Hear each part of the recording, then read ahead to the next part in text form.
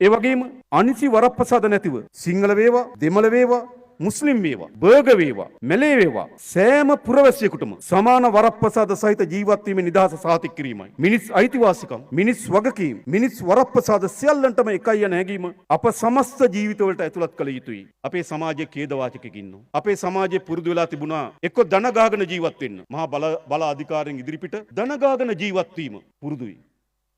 එසේ නැත්නම් බියටපත් වී ජීවත් වීම පුරුදුයි. පුරුදු දෙකක් තිබුණා. එක පුරුද්දක් තමයි මහා බලය හිමි කණ්ඩායම් ඉදිරිපිට ධන ගාගෙන ජීවත් වීම උන්ට පුරුදුයි. එසේ නැත්නම් මහා බලවත් කණ්ඩායම් වලට බිය ජීවත් වීමට උන්ට පුරුදුයි. හැබැයි උන්ට නිදහස ප්‍රජාතන්ත්‍රවාදී රාජ්‍යයක ජීවත් වීමට පුරුදු නෑ සමහර කණ්ඩායම් වල. ප්‍රජාතන්ත්‍රවාදී නිදහස ඒ හැම කෙනාම ගෞරවය ආරක්ෂා කරන දෙයක්. හැම කෙනාගේම වටිනාකම් ආරක්ෂා කරන දෙයක්. හැම කෙනාටම සම අයිතිවාසිකම් පුදන දෙයක්. හැබැයි කණ්ඩායම් ඉන්නවා ප්‍රජාතන්ත්‍රවාදී නිදහසට ජීවත් වෙලා පුරුදු නෑ. උන්ට කැමති ගැටුම, උන්ට කැමති අපහාස, උන්ට කැමති අවලාද. මේක අපේ රාජ්‍යය.